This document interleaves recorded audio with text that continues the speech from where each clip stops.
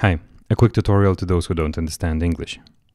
Jeigu nematote titrų, spauskite CC. Jeigu titrai, kuriuos matote, yra nelietuviški, spauskite dantratį. Tada spauskite subtitles, tada spauskite auto-translate ir susiraskite lietuvių kalbą.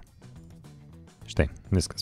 Yeah, so I was born in Jerusalem, and a funny story. So we're twins. I was born prematurely. I had to stay in an incubator. There happened to be a curfew, and I was stuck there for 6 days, my parents told me, and they couldn't come and get me. And to be frank, if you give Palestinians an equal treatment and justice and their basic human rights, everyone will have their security.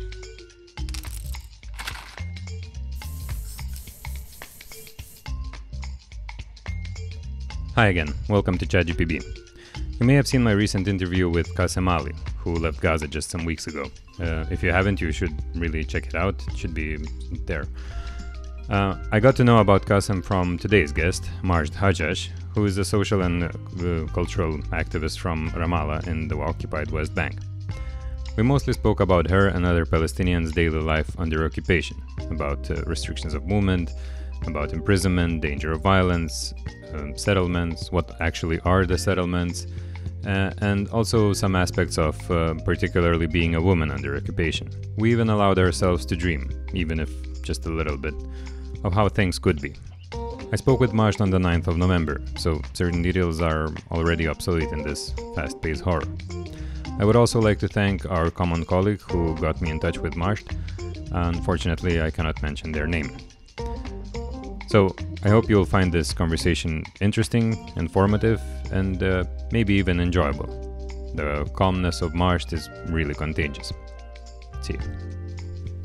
So first of all, thank you for agreeing to talk. No, my pleasure. Where are you now? So I'm based in Ramallah, in the West Bank, Palestine. But I've been, of course, following up with my colleagues in Gaza, because I work in a foundation that had actually a center in Gaza. And in the middle of Gaza City, the foundation is called Delia Arts Foundation, and it supports musicians.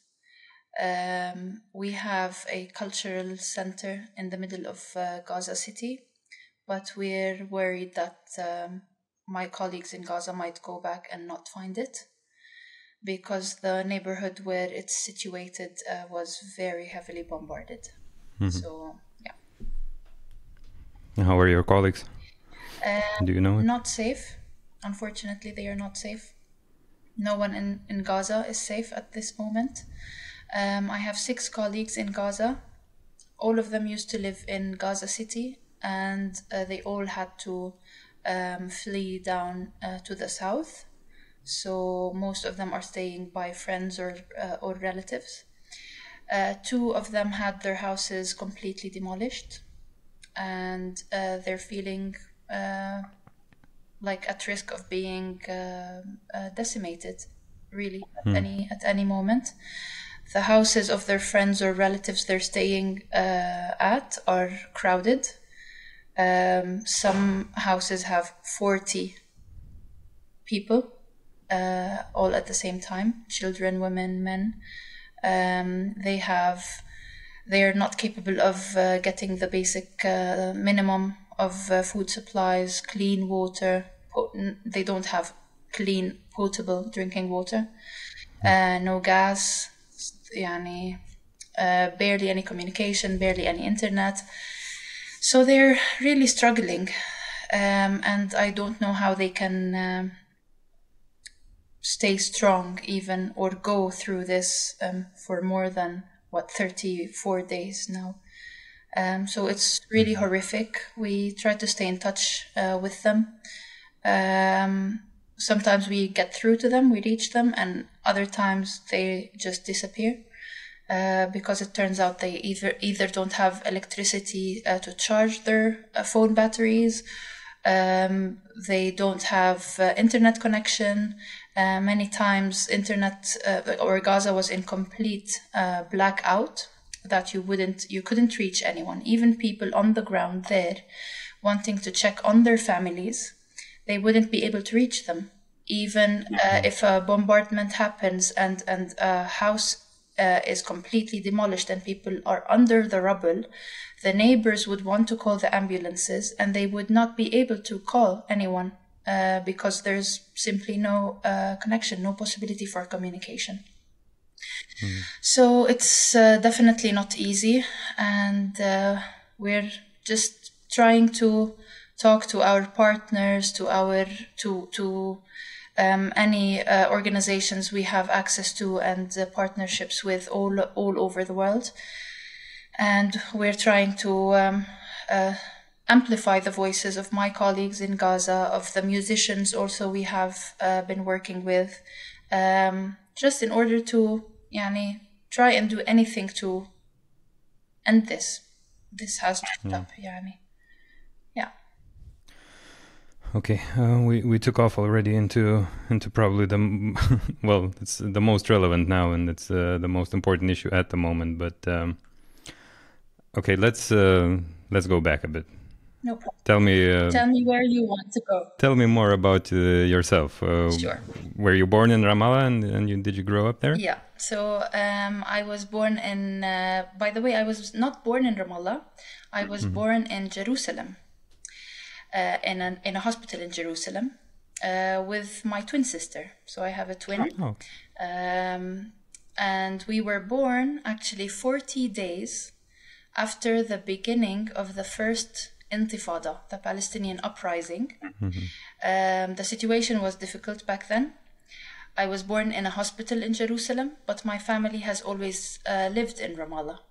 Jerusalem is only 24 kilometers away from Ramallah. And today, since I am a Palestinian citizen holding a Palestinian ID card, I do not have access to the city of my birth. It is almost impossible to go there, both because of Israeli checkpoints surrounding Ramallah city and really completely disconnecting Ramallah from Jerusalem. So anyone carrying a Palestinian ID cannot even go to Jerusalem because you have to cross checkpoints, and you cannot necessarily cross all checkpoints because you need to have a special permission from the Israeli authorities. So I was born in Jerusalem, and a funny story is, so we're twins. I was a bit weak when I was born. I was born prematurely, and I had to stay in an incubator in the hospital in Jerusalem while my family and my twin sister went back home to Ramallah. And there happened to be a curfew, and people could not go out of the house and could not access they could not access the hospital. They could not go from Ramallah to Jerusalem to check on me. So I had to stay in an incubator only right after I was born, and I was stuck there for 6 days, my parents told me, and they couldn't come and get me, and I stayed in the hospital under the care of nurses in an incubator. That's a story that I don't remember. I was just newborn. And my parents told me that story. This is just one story of a Palestinian woman who was born in this country, happened to be living under a state of ongoing oppression and ongoing colonization of this land. And that's me as a baby. Fast forward to now. I am 35 years old, and I've been living in Ramallah almost all my life. Except for 1 year when I went to do my master's degree in the UK. I have been quite active in my community. I've been volunteering with local organizations. I've been working as a cultural manager, so I'm more in the cultural sector. I have worked with organizations supporting education, culture, arts, and child development. I myself was a member in these community organizations. I've played basketball. I was part of the founding group of the Palestinian Circus School. I did theater, and so circus theater, dance, some acting, and singing. I grew up in a family that really loves art and culture, and we believe it is a beautiful outlet of energy and a very nice tool to express yourselves and express the injustices that you live through in your everyday life. So if I know it's quite impossible, but if you disregard occupation, basically you have regular everyday life with your, I imagine if you want to go certain places, your movement is restricted. If you want to, I don't know, whatever freedoms that you might say, imagine having when you studied in the United Kingdom. Apart from that, you have an ordinary, regular life. If it is possible to say apart, of course. To be honest, I am not sure any Palestinian living in Palestine has had anything close to a normal life for all of their life, for the past 75 years. I do not think that any Palestinian has had the basic rights, the basic human rights any other human has anywhere else in the world. Just to illustrate, I grew up, again, since the day I was born, it was not normal. I had to stay in an incubator where my parents couldn't come and get me. And I had to stay alone for 6 days in an incubator away from my twin sister, who was able to join my parents back home in Ramallah. Before I got my Palestinian ID card, and before I started posing a threat to the security of Israel, because that's the way we are treated. Like if you're mature enough, if you get your ID card at 16 years of age, then you might be a threat. Then you might need to apply for permits, etc., etc. Before I turned 16, when I was 15 years old, my brother was arrested by the Israeli occupation forces, and he was in jail. And being underage, before having an ID card, me and my twin sister were still young enough and legal enough to go visit our brother in jail, in Israeli prison. We were still legal enough to go to Jerusalem and then sleep one night at a friend's place, and then she would come with us because she has a Jerusalem ID. She would come with us and help and order to or request our brother for the visit. So I think we have matured and grew up earlier than we should have. As children of 15 years old, I don't think we should have witnessed or experienced such a journey of going alone to Jerusalem, staying by a friend of our families, going with Red Cross's bus all the way to Asqalan, by the way, down south close to Gaza, to visit our brother in jail, being interrogated, being inspected. So that's just to illustrate some islands or some phases of my journey growing up here. Almost each and every single Palestinian has difficulty in their everyday life. For example, I am lucky enough to be living and working in the same city, in Ramallah. But many other people, including my neighbors, including my friends, they live in Ramallah but work in Jerusalem. Or they live in Nablus but work in Ramallah. And this means that they have to take daily trips back and forth between Palestinian cities. And going between Palestinian cities in the West Bank is restricted by almost 565 Israeli checkpoints dotting the West Bank. And just to for you to have an idea about the checkpoints, how they look like in the West Bank, and the West Bank is something that should wait 1 second, if you can see this. Yeah. That is the West Bank. I will put on a map for the audience. Yeah, it is. This is the West Bank. And there are 565 Israeli checkpoints dotting and circulating around what should constitute a Palestinian state. So if someone is living in Nablus and should come every day to work in Ramallah, they have to cross at least 5 checkpoints coming to Ramallah.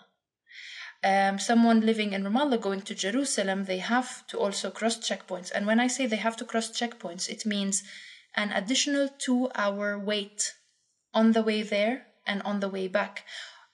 Palestine is really small, and distances in terms of distance are really short.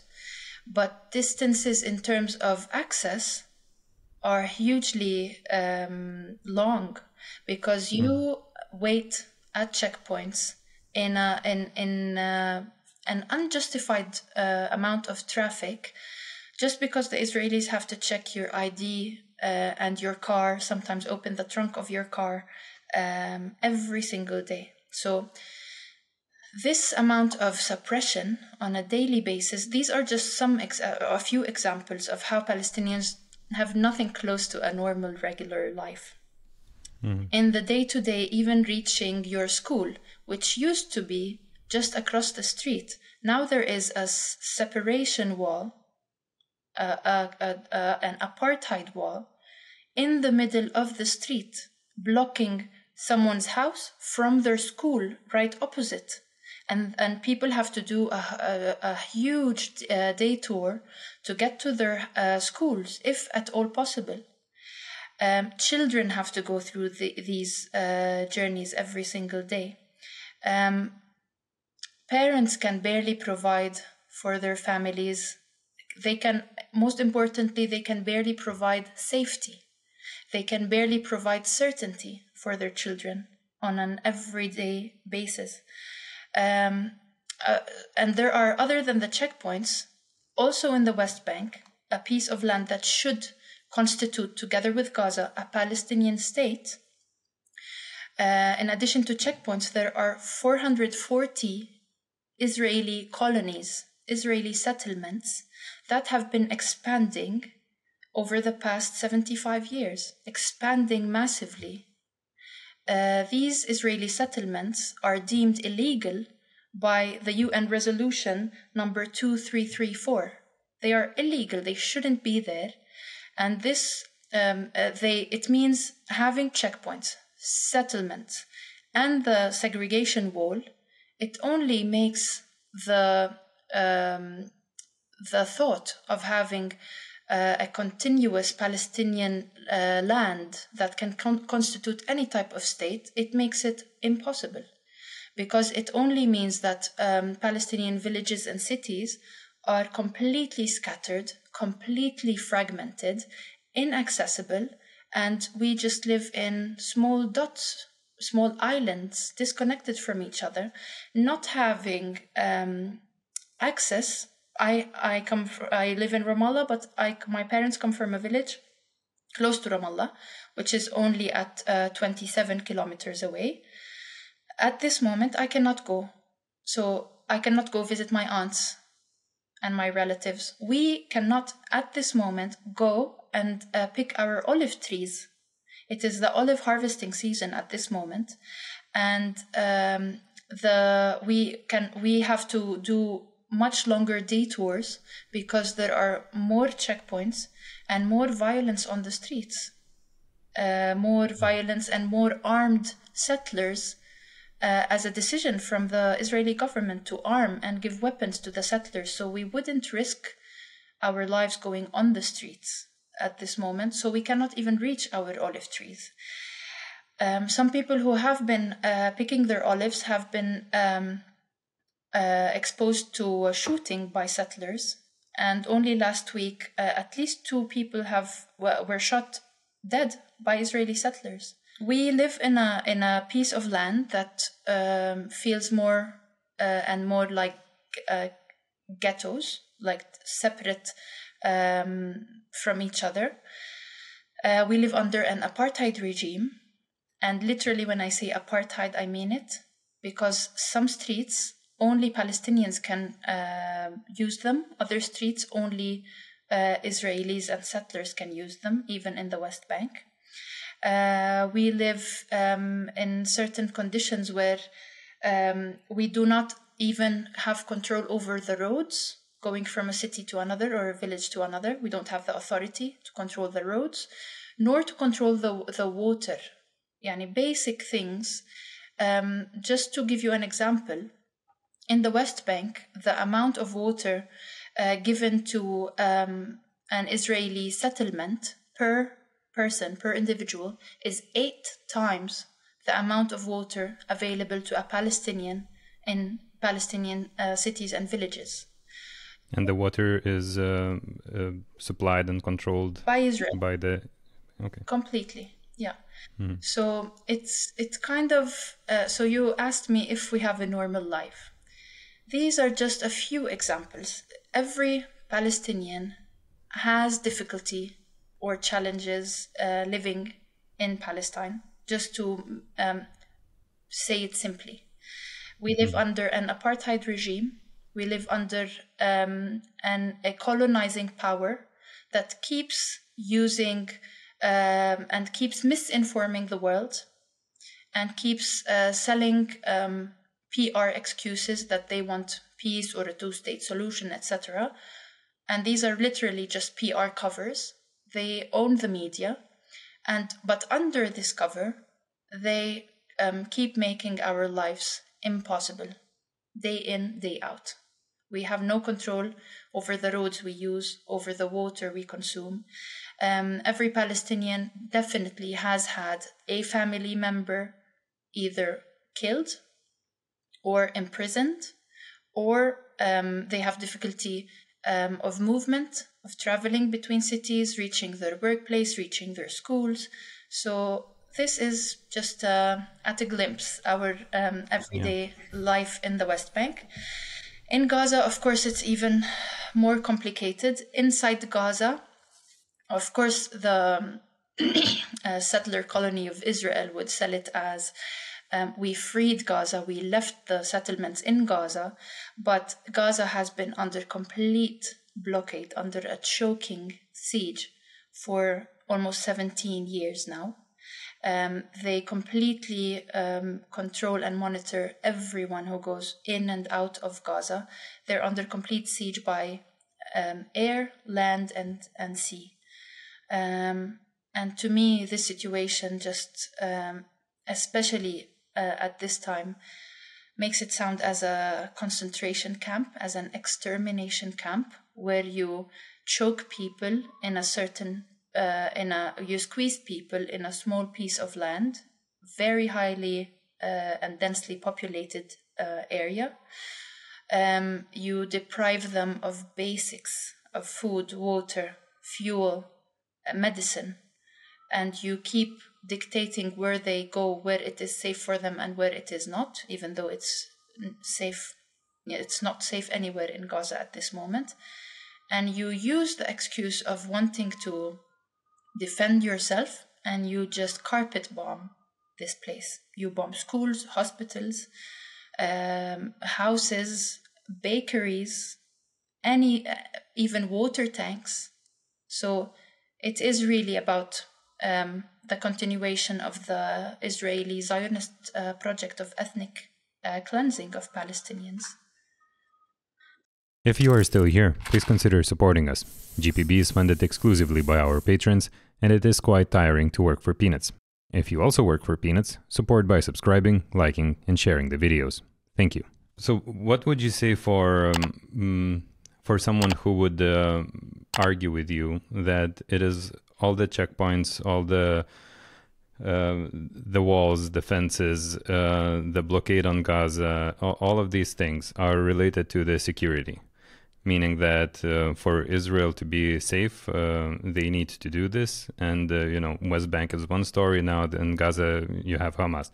So, it's always the argument is for the safety, which we clearly saw that no safety brought to Israel on October the 7th. But still, that's the argument.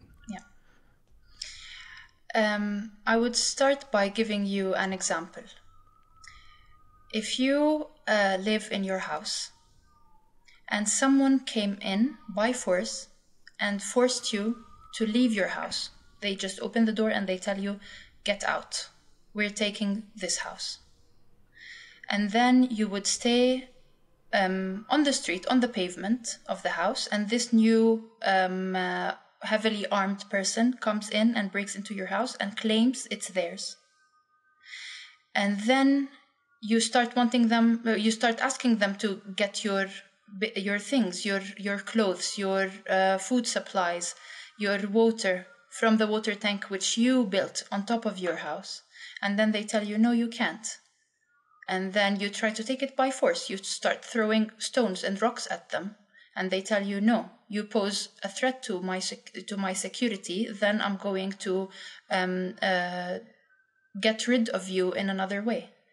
I mean, if you have even a neighbor, tell me if anyone can have any safety or security if the neighbor keeps robbing what is there, what is yours.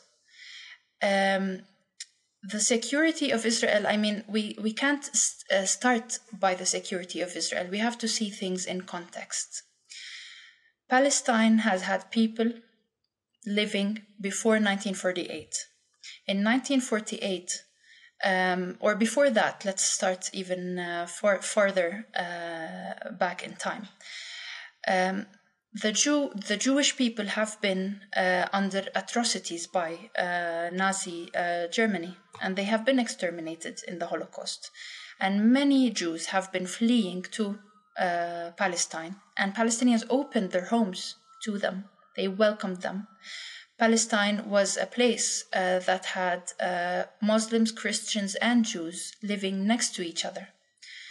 When we have realized that there was a further colonization project behind that, and in 1948 the Nakba, or the Palestinian catastrophe, happened, where 750,000 Palestinians were made refugees, were expelled, and many of whom were massacred and forced to leave their homes behind, and they became refugees in Gaza, by the way, in Jordan, in Lebanon, in Egypt, and all over the world.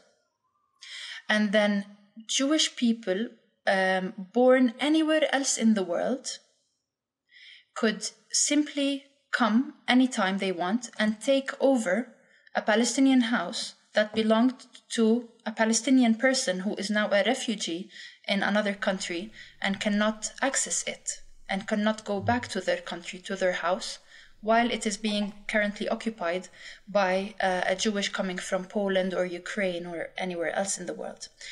So we should start by knowing the context behind all this. This has been the Zionist colonization project that has started clearly in 1948. It had started before that, but clearly it has started in 1948. And since then, Israel has been violating international law. It is an occupying power. It is a colonizing power. It is not normal circumstances that this is the land of the state of Israel and that they are living in peace, and that Palestinians, as the media portrays us, as savages and animals and terrorists and wanting to go after Israel just simply because we are monsters. What the reality on the ground is, it's no conflict, it's no war, it's no two equal powers. There is an occupier, an oppressor, a colonizing power by force and by violence, as opposed to people who have lived there, whose grandparents and parents were expelled by force, who are oppressed and who are being colonized. We are an occupied people. This means, and by international law even, by the way, a colonized or occupied people has the right to defend themselves. We have the right to defend ourselves against an innately violent structure. It's a day-to-day violence that we experience under Israeli colonization. It's day-to-day robbing and confiscating of our lands. It's day-to-day imprisoning of our youth. It's day-to-day limiting of our movement, living under complete apartheid regime, which restricts us from reaching our schools, our even hospitals, visiting our relatives, stripping us of our basic human rights. And if you know this context, you now can imagine who needs to defend themselves. We have no weapons, by the way, as civilians, as Palestinians, we do not have weapons. Why would you arm Israeli settlers living in settlements in between Palestinian villages and cities? I'll tell you why. Because when someone does not own the place, they don't have a sense of belonging, they feel threatened. They feel like they have to defend themselves because they robbed something that is not theirs. Of course, they would use the excuse of wanting to defend themselves and putting checkpoints and walls for their own security. But I'm telling you, this propaganda is losing. It is, if you understand the context, even if you or anyone else from Lithuania visits Palestine, you would understand how impossible our lives are made to be. If you have to go from a city to another, crossing checkpoints and not understanding why are there even checkpoints in this land that should be Palestinian, that the West Bank should be Palestinian. I have friends and work colleagues who came earlier and they couldn't understand, why are there settlements here? Why is there a wall? Why are there settlers on the streets? Why are there checkpoints controlled by Israelis if this should be Palestine? So if only one comes and visits and lives the reality we live, you would totally understand. So if you understand the context, you would, and you have some logical reasoning, you would understand who needs to defend themselves and who needs their security against the others. And to be frank, if you give Palestinians an equal treatment and justice and their basic human rights, everyone will have their security. I think Israelis have been wanting or have been telling the world they want peace. And I will be very clear, when they said they want peace, peace as has been proposed on the table has been Israeli peace and Palestinian silence and submission to the everyday injustices. This is not real peace. They would definitely be at peace if they stop oppressing and abusing their neighbors, the people who happen to even, not the neighbor, I wouldn't say even neighbors. I mean, khalas, we happen to be living side by side right now. And when we say we want freedom to Palestine, we do not mean that we want the extermination of the Israelis. We just say we want freedom, as in we want justice, we want equal rights, and then everyone can live side by side in peace, but only if we get our freedom and liberty, and you stop abusing the Palestinian people, you stop controlling their water, you stop controlling their freedom of movement. I, as a Palestinian, have never I have, growing up as a child, I could not reach the Mediterranean coast. I could not visit the Palestinian Sea. Only when I was a bit older, and because through my work, I could get some permits, and then I could go and visit the Palestinian Sea. This is the case for my nieces, for my friends' children right now. They cannot go and visit the sea even. So, yeah. Can you talk about the specificities of living under occupation as a woman? Mm-hmm. Meaning, what's I'm sure there's different stories from what you would hear from men. Yeah. So living here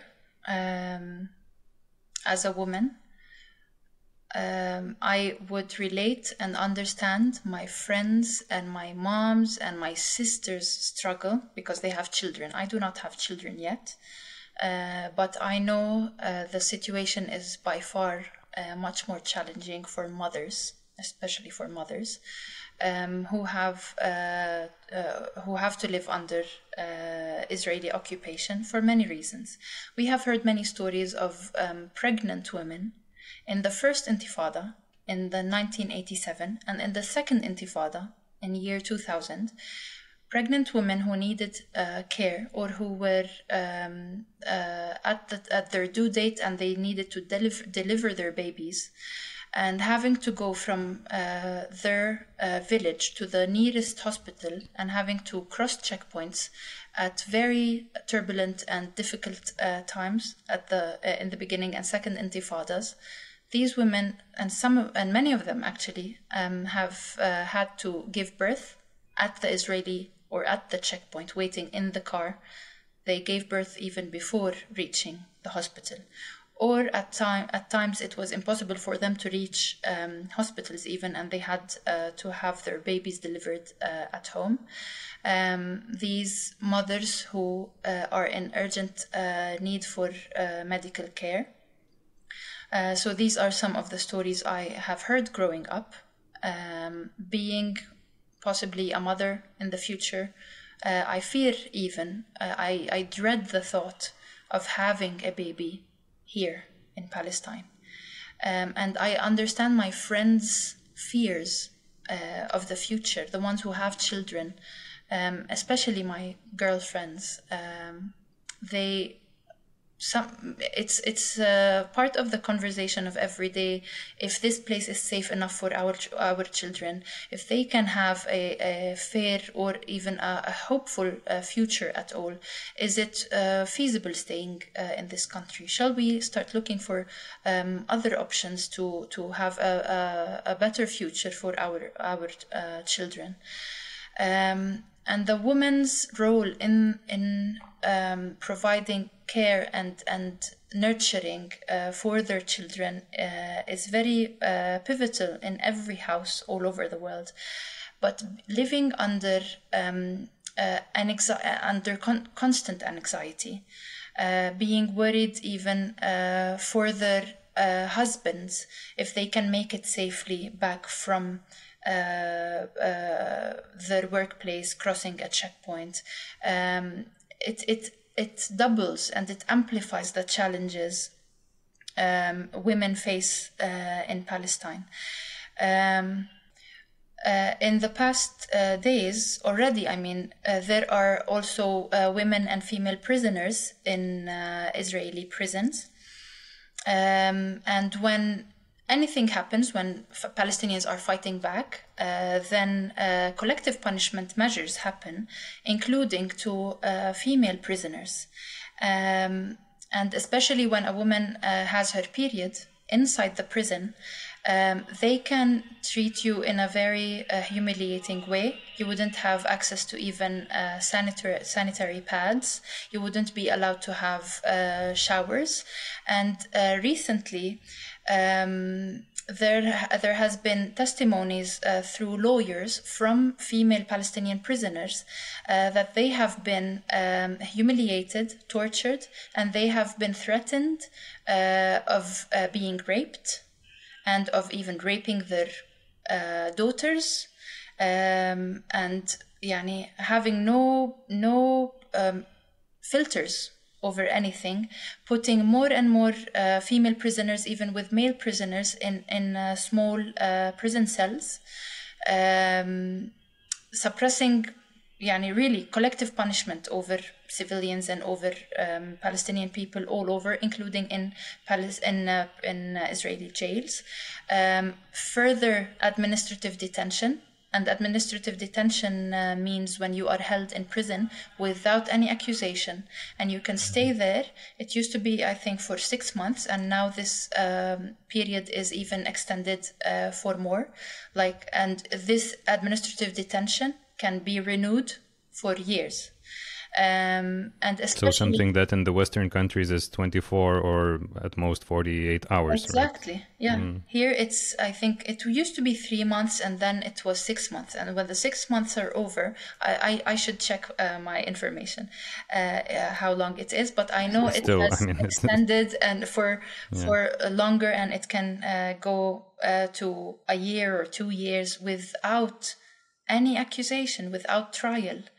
And at this moment also in Gaza, we've been hearing horrifying stories about women even taking pills so that they do not have their periods at all, so that they stop themselves from bleeding at all, because they live in schools, in shelters, UNRWA schools, where there are thousands of displaced people who are using only 4 bathrooms, so they cannot even afford to get there. They don't have the luxury to bleed comfortably, so they have been taking pills to stop their periods from coming.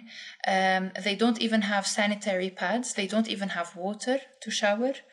And this for sure, taking pills for such prolonged periods can have a negative effect on your health on the longer term.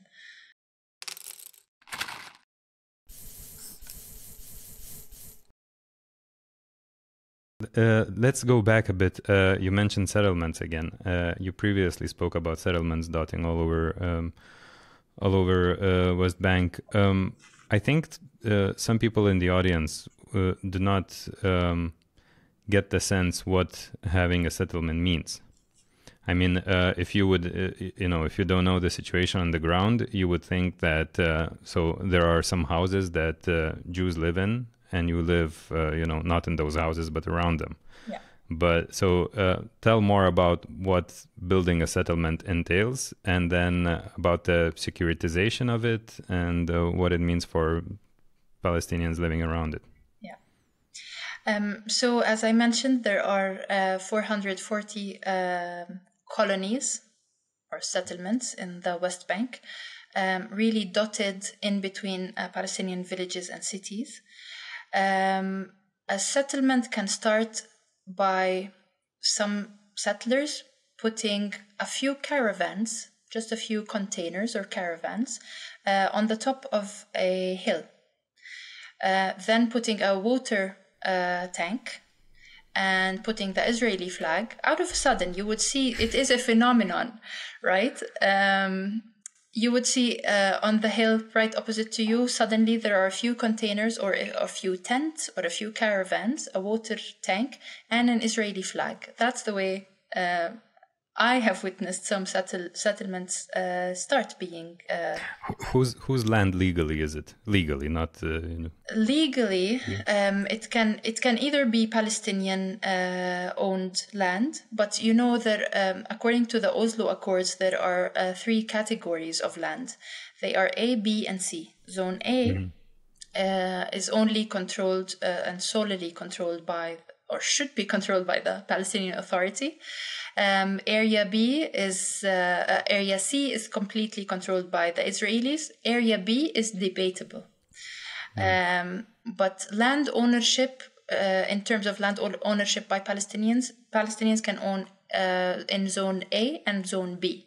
So mostly at the edges of the villages, it can be Zone B, and at many times there are Zone C. But according to agreements with the Palestinians, no settlements should be on Zone C. They should still be part of the West Bank or land under a Palestinian Authority. Yeah.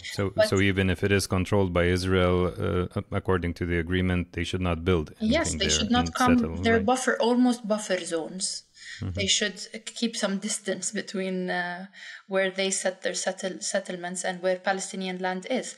And nothing stops Israeli settlements or settlers from confiscating and just robbing someone else's land, even if it is not legal. I mean, the settlements themselves, by definition, are illegal. Yeah. They have robbed people's houses anyway, so of course they would rob someone else's land, unfortunately. So some settlements just start. For example, we have a land in a village close to Ramallah, and on the hill opposite to us, over the past 2 months, we have been seeing settlers' presence on it. They set up a tent and a water tank and the Israeli flag. But some young men from the village kept going and provoking them and annoying them so that they just don't think it's okay to keep the settlement there. So that doesn't grow into a settlement, and it worked. So this is part of saying that because this is part of Palestinians resisting the robbing of their lands. The Israelis might look at it as we are terrorizing the settlers. I mean, again, it is part of our right to resist and defend our lands. The land, we learned, is owned by a Palestinian from the village. So no one has a right to just claim anyone else's land their own. So luckily that one hasn't yet developed into an Israeli settlement. But as I mentioned, many start small, and then they would have a fence around them, CCTV cameras installed. They would have settlers, especially armed, protecting this area. They would be protected by the Israeli occupation forces. And then they would gradually expand or build these containers or caravans into more permanent structures. And then gradually the road that leads or passes by this settlement would no longer be accessible by Palestinians. And that is a live example as we speak, especially in the past 33 days. In order to access my family's, my father's village, normally we used to pass by a settlement called Halamish. And it used to take us half an hour to get there. Now, the road that passes by the settlement called Halamish is not accessible to Palestinians at all. And if any Palestinian car passes, they run the risk of being shot at by either the Israeli occupation forces or by the settlers on the street. So we have to take a very long detour through Palestinian villages, and it takes us double and half the time. So if it used to take us half an hour, now it takes us anything between an hour and a half to get to my father's village. My cousins who work in Ramallah have to take a much longer journey right now because they, again, cannot take the road that passes by that settlement. It also means that my father's village right now has a gate. And you would see that in front of villages or at the entrance of villages, especially close to settlements.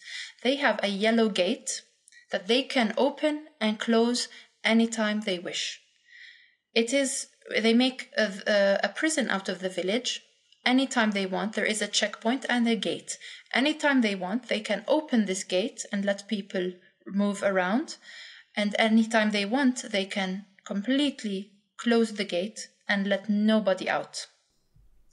And you never know when. You never know. So that's why we keep communicating with my cousins, with my friends, with the taxi drivers. You can't just be spontaneous in this country. You can't just decide, okay, I'm going to my village in an hour. Like, you wouldn't know. And for this reason, by the way, we Palestinians are masters of plan B and C, and masters of canceling last minute, masters of managing life under so much uncertainty. We're professional at that. Because you have no other option, really. You cannot plan ahead.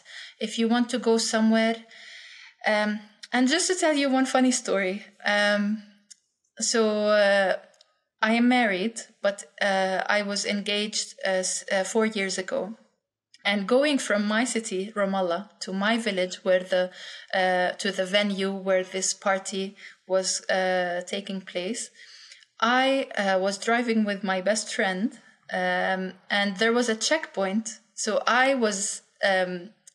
didn't get to the venue where the engagement party was taking place on time, because there was a checkpoint at this gate, and in order to enter my father's village, and I was late for my own party, and that was the second time for so many invitees.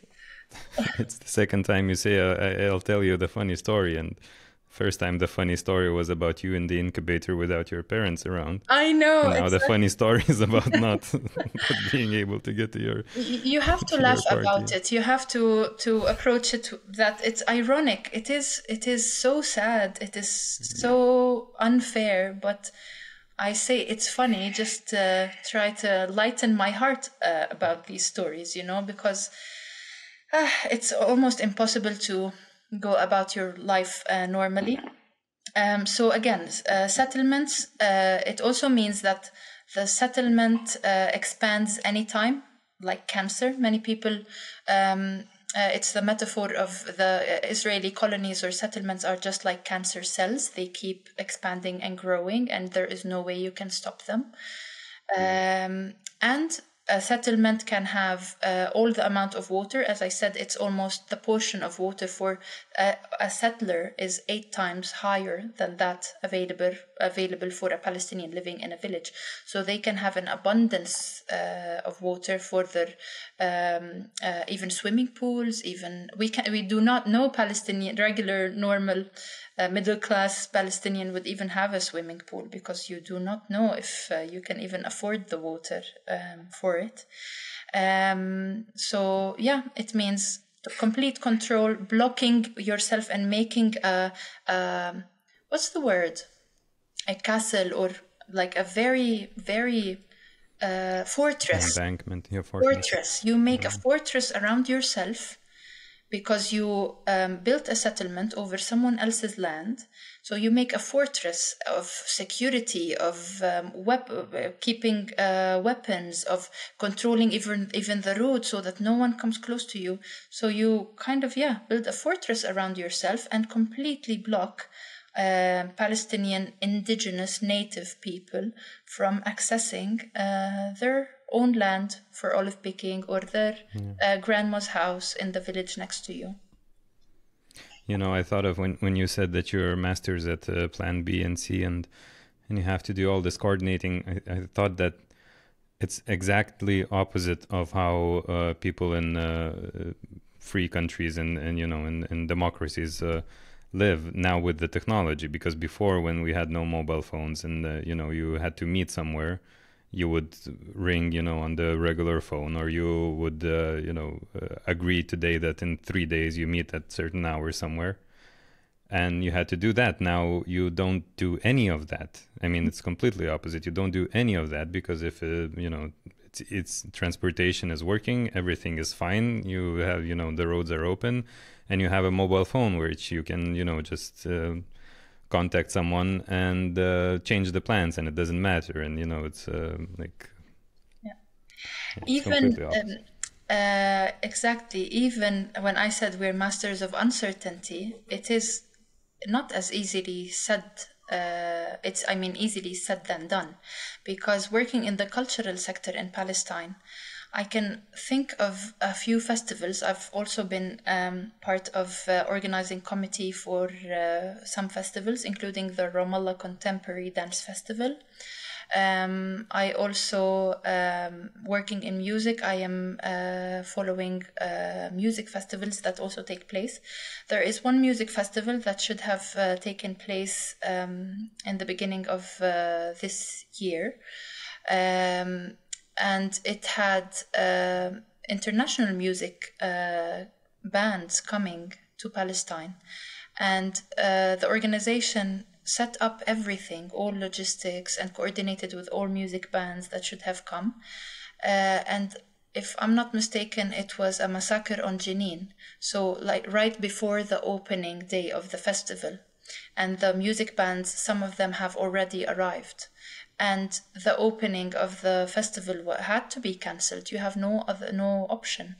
So it is so, of course, annoying and bothersome to invest all these human resources and all this money and all this time and energy to plan for months prior to organizing or opening a beautiful festival, and then out of a sudden, because of a massacre the Israelis decide to commit in Jenin or in Nablus or now in Gaza, the film festival, the Palestinian Cinema Days festival, is cancelled because of what is going on in Gaza at this moment. So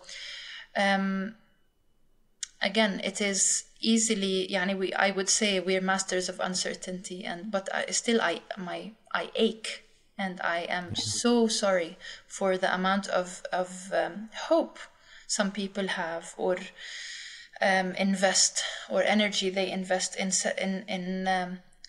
organizing platforms that bring also internationals to Palestine to experience life for what it is in Palestine, and then out of a sudden this has to be postponed or cancelled, or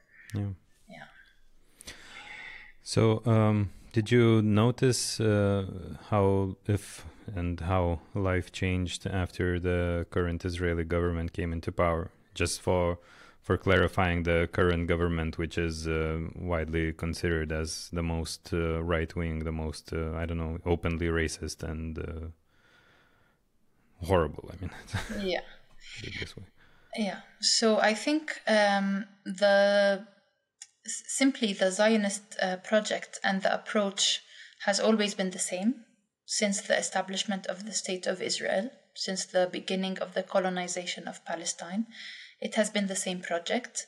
It is a project that pushes Palestinians to their edge, makes them or corners them physically and metaphorically. It squeezes us, it corners us, it marginalizes us, and it pushes us to the edge that we either are forced to leave just because a settlement is suddenly erected on the hill opposite to our land, or they make our life impossible that we voluntarily decide to leave, if we can leave at all, because many Palestinians do not have dual citizenship or a second passport. They wouldn't have the right to live anywhere else. So I believe the essence and the core of the Zionist project has always been the same, except that at times it was less clear. The agenda was less clear or less obvious because of the also control of media channels the Israelis have. But of course, recently we have been seeing Israeli ministers who openly talk about the extermination of Palestinians and calling Palestinians as savages, as human animals, wanting to wipe us all out. So I cannot recall if this is even okay anywhere else in the world to have officials or ministers in the government who openly talk about the extermination of some people under their government, including, by the way, discrimination against Israeli citizens, but who are Palestinians in origin living in the Israeli state. Mm-hmm. They are treated as second-class citizens. There is so much discrimination against them. There are currently incriminating laws even about liking or sharing content that sides with the Palestinians. They can go to prison and they can be fined. So nowhere else in the world can I think of people who call for the extermination or the marginalization of another people, and they get away with it, and they have all the impunity, and they are even officials in the government. Yeah. Well, I'm sure there are places where this is happening, except that in all the places where this is happening, there's a lot of killing at the moment. I mean, I'm pretty sure there are some places, but yeah, it's those places that are not so much on the map at all, because yeah. in your case and in Israel's case, Israel is still seen as democratic. That's so what I was therefore going to continue and say. Yeah, exactly. So that's why the attention is there, but it's yeah. I agree it might be the case for so many other countries in the world, but for government officials to say that such clear genocidal statements and still call themselves the only democracy in the Middle East, I do not understand that. And I think it's highly contradictory. And I believe people currently have been searching and doing their homework and looking and searching for the facts and not taking things at face value as they receive it through mainstream media. And anyone with a common sense and logical reasoning would really see things for what they are. So recently, especially under this current government, we've also seen a year and a half ago, the trying to expel Sheikh Jarrah Jerusalem people from the Sheikh Jarrah neighborhood. More and more arming, like Ben Gvir has decided that 10,000 weapons are distributed to Israeli settlers to defend themselves against Palestinians. And the plan has been implemented. I've read that around, I think, 4,000 rifles have been distributed in a beautiful ceremony to Israeli settlers. So they are openly talking about killing as many Palestinians as possible, unfortunately. And the violence and the terror practiced by the state of Israel has been on the rise. Even the measures against Palestinian prisoners in Israeli jails. We have heard some stories of at least 2 Palestinian prisoners who were suddenly killed, who died, who did not have any medical conditions prior. And we have been hearing or receiving testimonies from lawyers that they might be tortured to death, or there might be really some collective punishment measures against prisoners, Palestinian political prisoners in Israeli jails. And it's so dangerous because I think now the Israeli colonization forces would kind of make the use that the attention is towards Gaza, and then they would abuse this fact and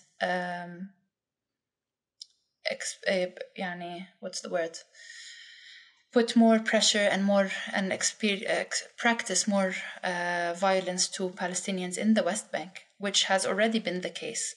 By the way, between January and September this year, 2023, already 189 Palestinians were killed in the West Bank at the hands of settlers.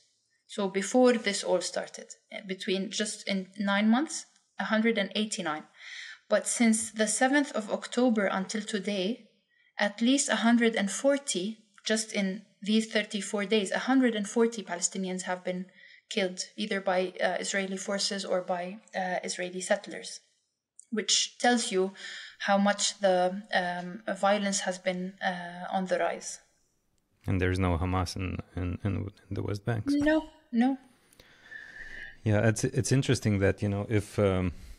I'm again, I have this set of mind that I always think of the counter arguments because I've been in so many discussions about the issue. So it's they all speak in my head. You tell your story and they all speak in my head because I know the answers. I know what to tell them, but it's just that even if you would let's say agree that there is a great security threat, you would not consider any context why the security threat arises to Israeli state and to its citizens. How can you not condemn, and how can you not be enraged by what is happening for children of West Bank being, administratively detained, for example? How can you, there are people shot in the back because, IDF or IOF, they would claim that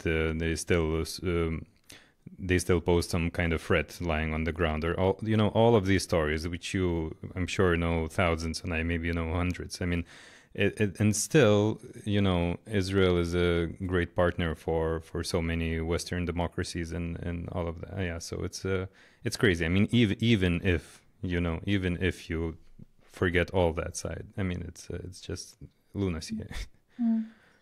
And I think because Israel has gotten away with it year after year for 75 years, they have had impunity. They have had no one doing anything about the atrocities they have been exposing the Palestinian people to. They thought it is, in my opinion, it is a green light for them to do anything they wish. And again, if we look closely at what has been going on in the West Bank and in Gaza over the past 75 years, and you come to today, you realize that it is not even about Hamas in Gaza. It is simply the continuation of the Zionist project of expelling Palestinians, of ethnically cleansing them, of physically displacing them, in order to go on with the Zionist project of the establishment of the settler colony of Israel. Anyone, because if you look at the numbers of civilians that have been murdered by the most powerful army in the region, most advanced technologically also, how come you cannot, if it had been about Hamas, I am sure there are a million ways with your intelligence and with the support of the US investigation services and intellectual and technological capabilities that you have, that you would reach if it had been about Hamas. But looking at these 75 years and at what is happening in Gaza today and at the amount of civilians that have been decimated, you would realize it is not about Hamas, and it has never been, and it will never, it might be part of it, but it was never about Hamas. For people who do not know the conflict so well, they imagine there is a conflict, and it's very complicated, and so on and so forth. That's one of the reasons why people would not engage in understanding what's happening.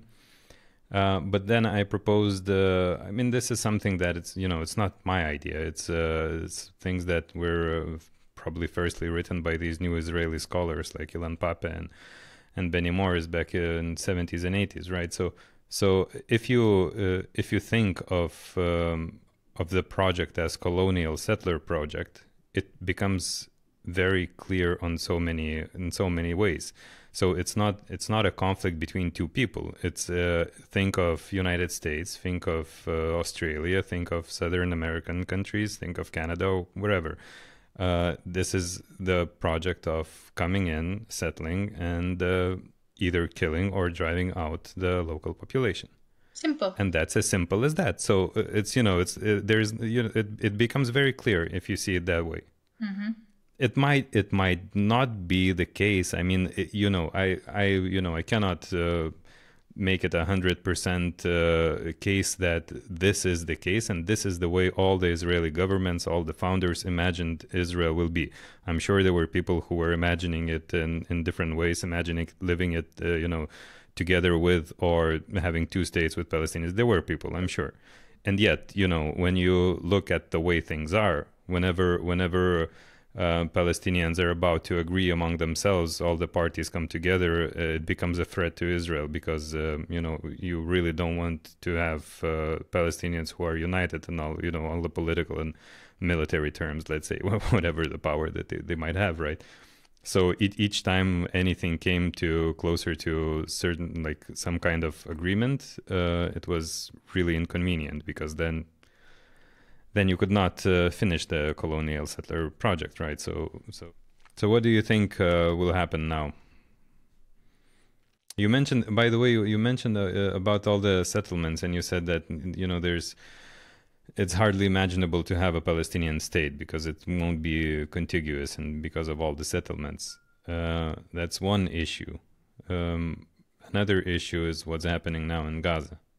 So how do you imagine things will move forward? So going back to the point you have just mentioned, I simply see it as a settler colonial project. and we have been treated as such. I am afraid that that this project will go on if it's not stopped, and the Palestinian people would just be just some native or indigenous minority, just like native or Aboriginal Australians or indigenous or native people in the US. I'm afraid that that would be the case. And a two-state solution, again, I do not think, as it has been proposed on the table for at least the past 30 years, and the fake pretentious negotiations, I'm sorry to say that, have not been showing any hope for Palestinians to have their independent state of theirs, simply because we are super fragmented. The West Bank is in the west, Gaza is all the way, the West Bank is in the east, and Gaza is all the way on the Mediterranean on the west. There is no connection between West Bank and Gaza, and West Bank and Gaza both should constitute a Palestinian state. Except, funnily, with a bridge that goes over Israeli areas or a tunnel that goes under Israel, then we would have some communication. I believe the Israeli settler colonial project's approach has been divide and conquer, like make Palestinians live in separate islands. They wouldn't control the roads they use, or they wouldn't be able to communicate or connect with each other. Even this resulted in even developing different subcultures and sub-identities in each and every city and village. Even between the West Bank and Gaza, it has, I'm sure it has affected people in terms of cultural identity and social norms, etc. So as the two-state solution has been proposed, I would say it has been a big lie. It has been a PR cover, both, by Israel and maybe by the Palestinian Authority too, and especially by Israel, a cover under which they can expand more, eat up, and confiscate more land and build the dream Jewish state of theirs. So I think a two-state solution, as we've seen it, if it happens, it would be an apartheid, colonizing power practicing apartheid against their neighbors or the state next to them. The way I see it, or I wish for it to be, is to have one state. One state where all of its citizens are treated in an equal manner. Not one where one part or one group of people are superior to the others. Not a state where some people can access roads or go to the sea and others can't. I would say in a utopian world, really, I would like to see one state, because let's be realistic. Palestinians have nowhere to go. There are already enough Palestinian refugees all over the world, many of whom wish to come back to their country. Probably many of them established life elsewhere. They wouldn't necessarily come and settle in Palestine or this state, but they would at least like to come and visit, and they would have the right to. And Israelis who have been living here, some of them might want to leave, but of course others would decide to stay because they have also built a life over the past 75 years. But only if it was a state where all of its citizens are living under equal circumstances, getting their rights in a very just and fair manner. Only then I would say, yes, I have a hope in one state where everyone is treated equally. I am not sure if this is realistic or not, but I would like, that would be real. That would be a state of real peace. If everyone gets their freedom and everyone gets their right. It's very simple. I don't think it's complicated at all. the Israelis can have security when they grant Palestinians their freedom. And they can be free, by the way. It feels much nicer not oppressing someone. And I wish to live the day to see that people around me are not being oppressed for any reason. Yeah. It's interesting that in let's say in academic circles, in people who are not invested politically, on either side, they stopped talking about two-state solution 10, 15 years ago. It's not going anywhere. It's not possible. Everybody understands this, and yet, I don't know. It's like a byword when you talk about the conflict. It's always like, let's say, Lithuania or whomever, European Union countries. They will all say that stop the violence. We want the two-state solution to be brought back on the table, and the diplomatic yada yada, all of that. I mean, it's it's just a talking point. There's no reality. And when they say that we want the two-state solution back on the table, it just means that we want relative quietness, relative silence, status quo, relative, exactly, sustaining of the status quo. It is not a genuine interest or intention to really investigate the possibility of a two-state solution. So it has become just an excuse, really. Again, a PR cover, that we want things to stay where we left, we want to, how do we say it? We want things to go back to where we left and where we left them, and then we pick up what we do under this PR cover again. We expand more settlements in peace without anyone resisting that or anyone saying no. Again, they would want the silence and submission and surrender of Palestinians to the violations they are perpetrating. What do you think of their argument that if you have one state, the demographics come into question, and they are, it's usually the argument is that the Palestinian, or they say Arab population, will outnumber the Israeli Jewish population, and therefore the state won't be Jewish. Of course, I mean, it wouldn't be Jewish. That's the idea that they would probably have to give up if you think about one state. So if you genuinely want one state, one really democratic state, you would not care about the composition or the demographic proportions in that state. I have told you before 1948, Palestine used to have Muslims, Christians, and Jewish people. No one has ever mentioned how many were superior to the others in terms of proportion or makeup. If you genuinely want a one state, a democratic one, in the real sense of word, then you would not mind having who has more population than the other. It should be one state regardless of the composition, regardless of how many Muslims or Christians or Jewish people there are.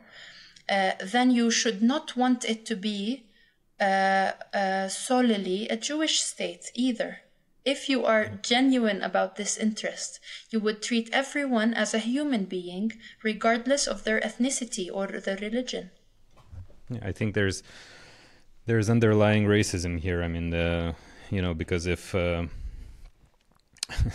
if you have one state and the Arab population, supposedly they all vote only for the Arab leaders, and they come into power, that would mean something bad happening to the Jewish population, which is, it's in a way racist. I mean, there might be grounding for that because of the occupation of such long period. And yet, it's still like if you imagine this utopian one state, one democratic state, exactly, it shouldn't matter. Exactly. And that's on a constitution. Yeah. You set up your all like the constitution or your political infrastructure in a way that can guarantee everyone's right. And that's the thing. If you are genuine about this intention or about this one state idea, then you really should not care about what religion or ethnicity anyone has, and you treat everyone as human beings, and It's as simple as this. But what do you think? I'm not sure if it is ever going to happen. Yeah.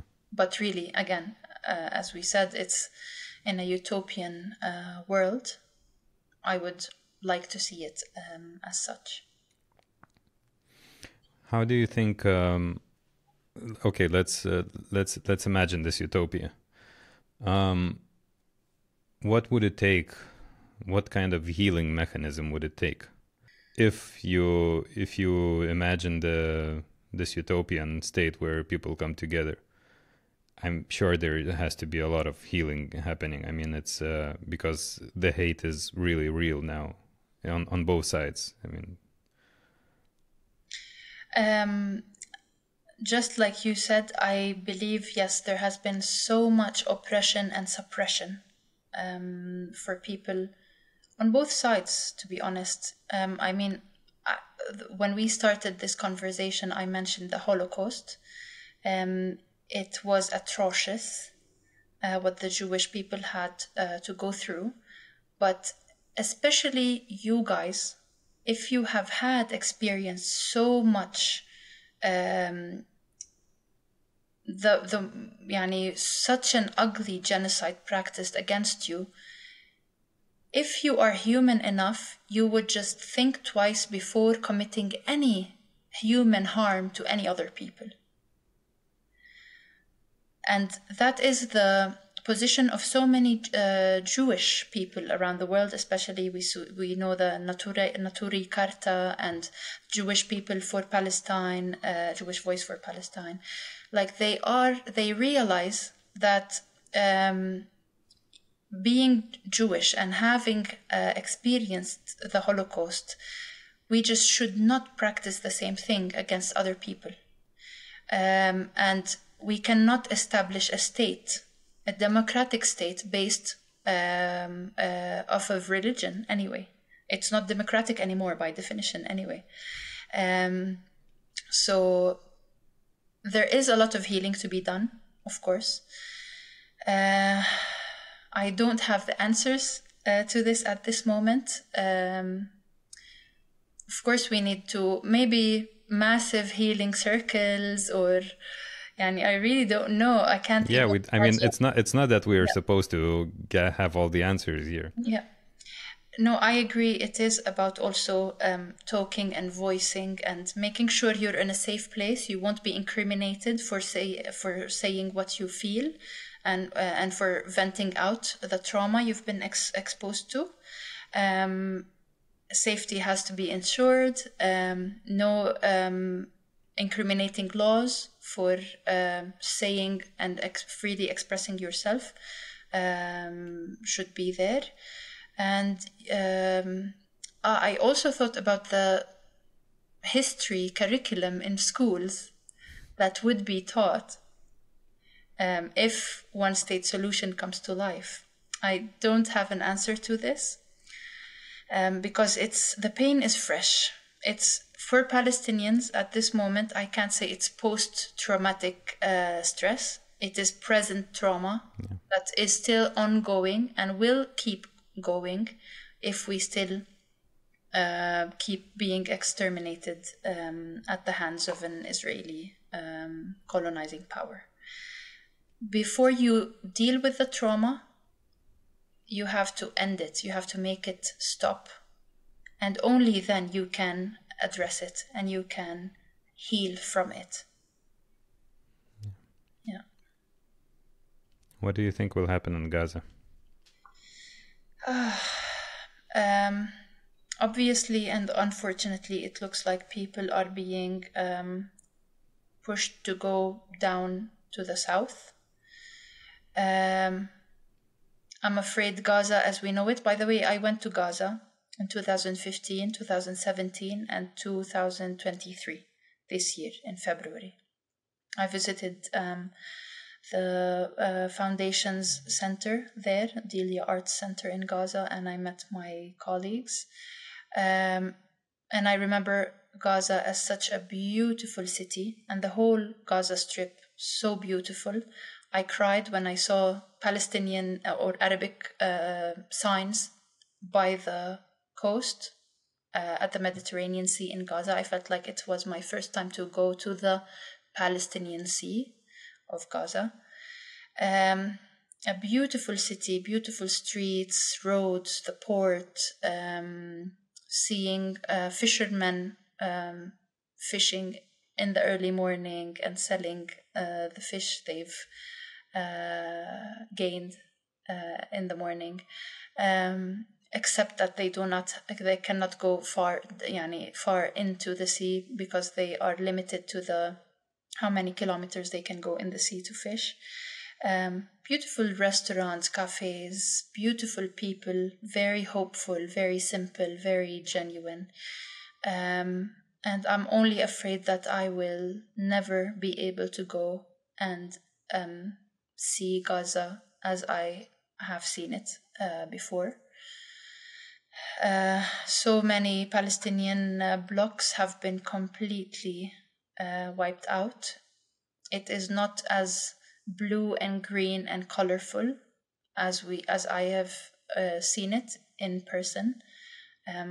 It looks gray and sad and empty. And I feel for the people of Gaza who were pushed to leave their homes, and other people just decided to stay behind in their houses and I know some people who went down south and then decided to go back to their houses if they were still standing in Gaza City, just because it was inhumane.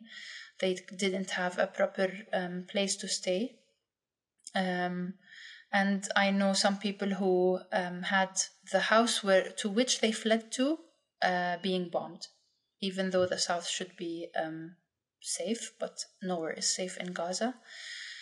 I'm only afraid that more and more people will be murdered, not just due to Israeli airstrikes, but also due to diseases, due to dehydration and starvation. As we speak, people are starving and people cannot find potable water. Even the injured, the wounded, there has been infected wounds that worms have been started to grow on these wounds just because there are no enough medical supplies and disinfectants. Doctors have even been using vinegar because there are no antiseptic or alcohol to clean the wounds. So even these wounds and injured, more than 25,000 right now, can possibly also die because of infected injuries or wounds.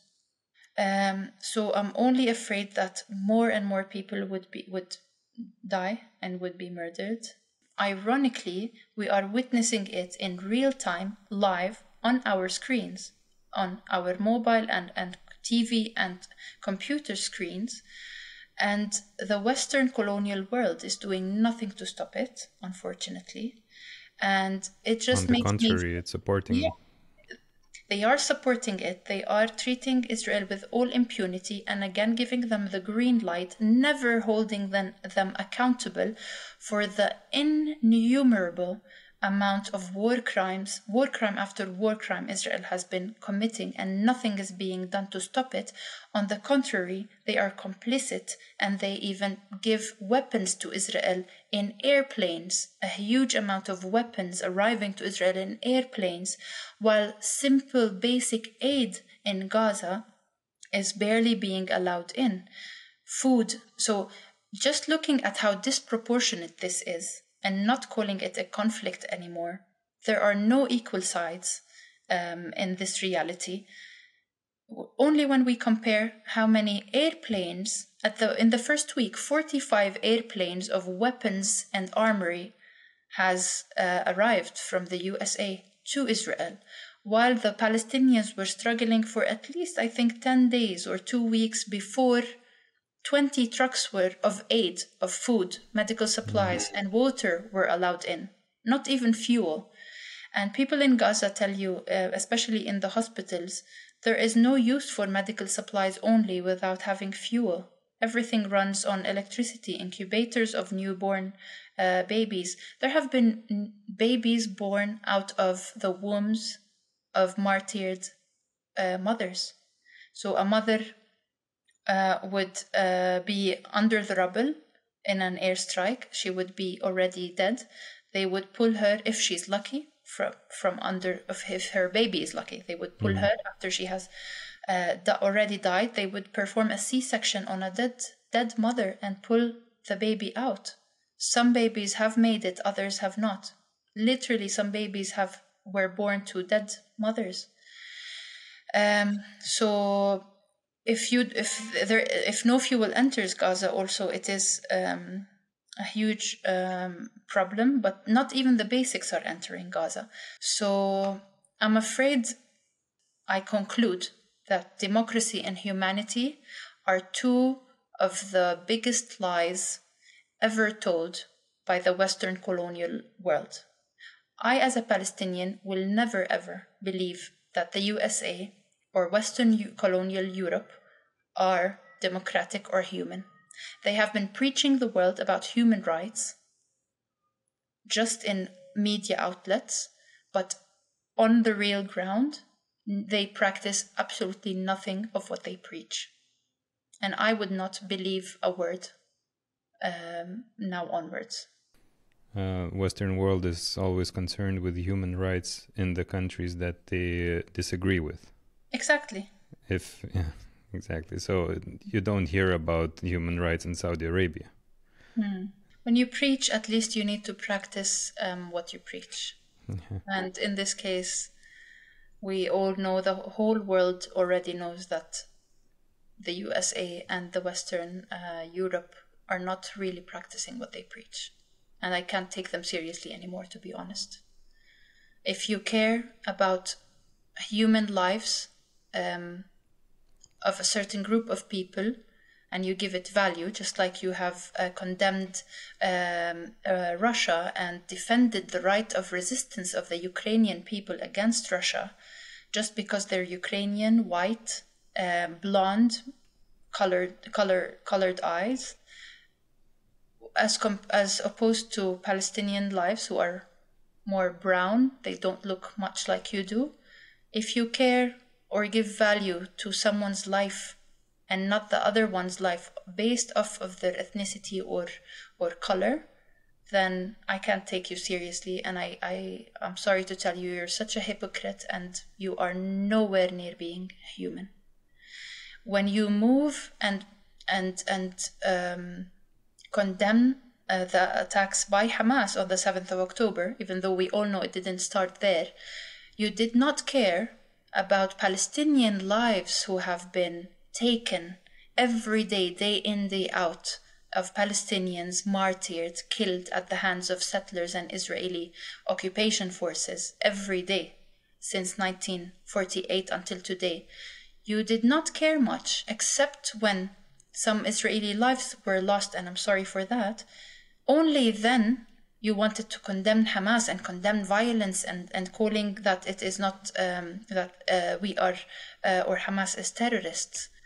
Later, when a genocide is happening and more than 10,500 people as we speak have been exterminated by a push of a button from a coward soldier in an airplane, in a war plane, you don't care much about these and you call it self-defense. I mean, there is no proportionality. It's absolutely and obviously asymmetric and disproportionate. And anyone with a sane mind in their heads would see things for what they really are. Yeah.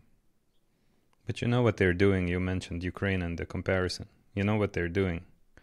Israel, the story is, the narrative is, which is very prevalent in Lithuania because... the issue with Russia and Lithuania is very real. We have Russian border here. So the story is that, Israel is like Ukraine. It's been attacked. Mm-hmm. So that's the story. So yeah. Your idea of, comparing the skin or color of their eyes or the hair. It doesn't matter, because the story is that Israel, just as Ukraine, was attacked. Exactly. So my question is Ukraine occupying Russia for Exactly. for so many years, and is there a blockade on Russia, not for them not to have I mean it's just ridiculous. People can be can flee somewhere else, maybe. Yeah. It's not as much of an extermination and a concentration camp as Gaza is. People have nowhere to go, absolutely nowhere to go, except if you have, maybe if you're lucky enough to have a second passport, a US or European passport, then you might be on the lists at the Rafah crossing point down south, and you might be able to leave. But the Palestinians have absolutely no shelters, nowhere to go. And literally, many of them decide to just stay in their houses, and they would say, we would not repeat the mistake of the Nakba again. We will not repeat the same mistake twice. We will not leave our houses. If we were destined to die, then we would be bombed and we would die in our own houses, rather than being insulted and humiliated and not having a proper place to sleep or enough food or a shelter or privacy even. So many people I know have decided to stay in their houses in Gaza City, if their houses are still standing. Yeah, I think it's a good way of conveying how desperate people are if they decide to stay. I mean, that's for Europeans or people in Americas living safely at their home. It's you would think that if there is some danger, you would just flee, right? Yeah. And if people actually choose to stay, there's the level of the choice between slow or fast death. I mean that's what's on the table. I mean that's for Gazans. Yeah. Plus, it is also a question of belief and conviction of how much you own and belong to this place. When the attacks started on the 7th of October, many Israelis they left the settlements and they decided to flee Palestine or Israel altogether and fly somewhere else where they can feel safe. Us Palestinians, I do not think we can feel safe except in Palestine, even if it is one of the most dangerous places at the moment, because we have this sense of strong belonging and ownership of this place. We have nowhere else to go. We really believe that it is by our mere presence and by our existence here that we are steadfast and that we are resilient and that we resist the Zionist project. Existence is resistance in itself. And being convinced of this thought means or shows you how much sense of belonging and ownership we have, and how right we believe our cause is. Plus, we do not have the option. Many Palestinians don't have a second passport to go anywhere else in the world. While Israelis, it's as simple as packing your bags and leaving somewhere else, and any other country would host you, even if you decide to stay permanently. Okay, so the last question. As I said, I keep hearing the voices of all the opposing side in these arguments. They often say that there is no such thing as Palestinian in general, which I mean, So, would you say that part of Palestinian identity is staying there? In a way that part of being Palestinian meaning that you live there? Because if you do leave, it's the colonial project is successful, which means that you might not be Palestinian if you actually decide to leave en masse altogether, I like to have the choice.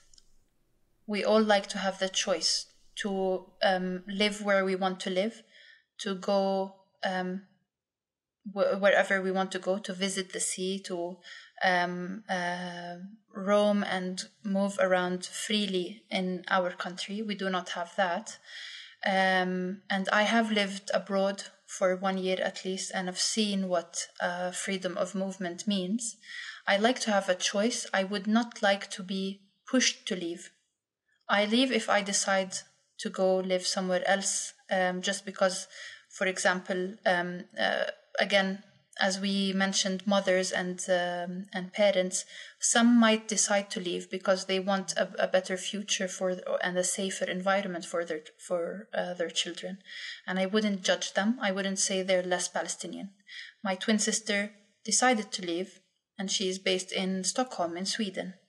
And she has 2 boys, and she thinks it's safer for her there and her family, but it doesn't make her less of a Palestinian. So I like everyone to have their choice and to leave if they find it suitable or to achieve certain objectives, but not be pushed and obliged to leave. Not be subjected to a huge amount of violence and airstrikes flying on your head from the sky in order to be forced to leave. And yes, I do believe at least Palestinians who decide to stay, it is important for them to stay. I have friends after school who went to study in universities abroad, and they worked for a couple of years, but then they decided they want to come back and give back to their country.